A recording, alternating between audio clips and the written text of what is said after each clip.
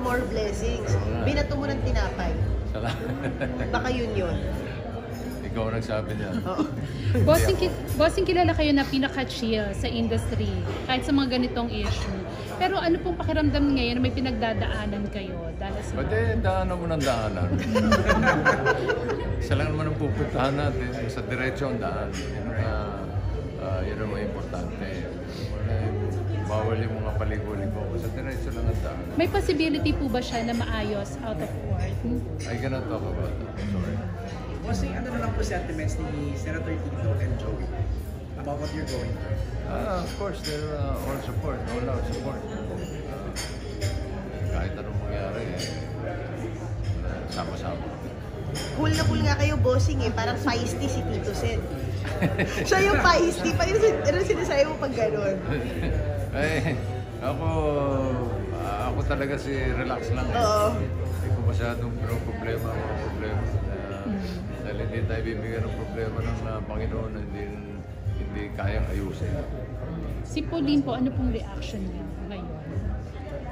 Okay lang. I take the lead. Of course, chill din siya.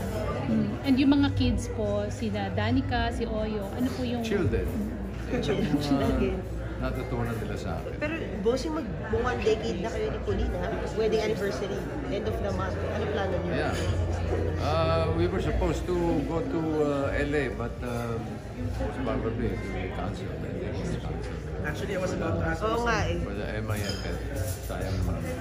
But the kingdom will be showing in other countries or in other states also. San Francisco, Las Vegas. Yung LA lang ang makakansel. Confirmed na yun? I think so, yes. And aside from US, meron din kami sa Middle East, Singapore, Hong Kong, Canada, Europe, Italy. Kasi maraming kababayan tayo nagtatrabaho doon. Bossing, na-inspire ka ba sa wellness routine ni Piolo nung nagkasama kayo? Ako yung naging tagahanga ni Piolo. Nakikita ko yung pinapagito sa akin po regimen niya sa kita ko naman sa katawan saka yung attitude niya sa buhay. Bossing, sorry, yung message yun lang po kina Danica, Oyo, Dina, right now. I know they're grieving. Yeah, I've sent my condolences.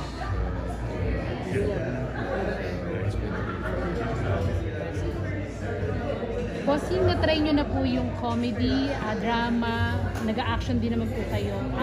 Balak nyo rin po bang mag-horror? May mga ginawa akong horror noon, if you remember. Of course, it's a horror comedy. Darling Kung Aswang. Which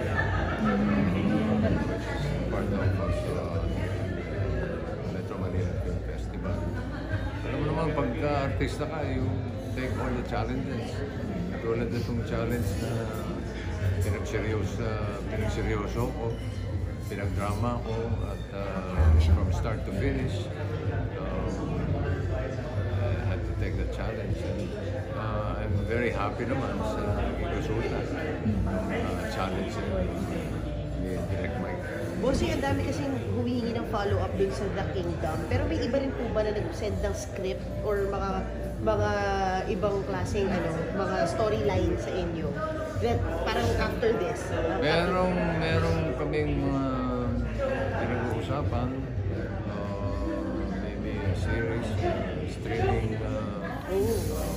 platform, but I still cannot divulge. Wow, that's nice. And kanina, Bossing, nabanggit nyo na parang may pinaghahandaan si Pauline dahil nagpapapayat ulit. Makikita na ba uli namin siya sa TV? Sa TV, no, I don't know. I'm not sure about that kasi hands-on na mami siya. Siya nag-aatid kay Tali sa school, nag-aalaga kay Mochi. So, hands-on na mami. Matinding trabaho yun. Mabigat na trabaho yun. Salamat po. Thank you po. Thank you. Bossing, thank you so much. Thank you po. Bossing, isa lang po sa Selfie lang. Yeah. Minsan tayo magkataon talaga.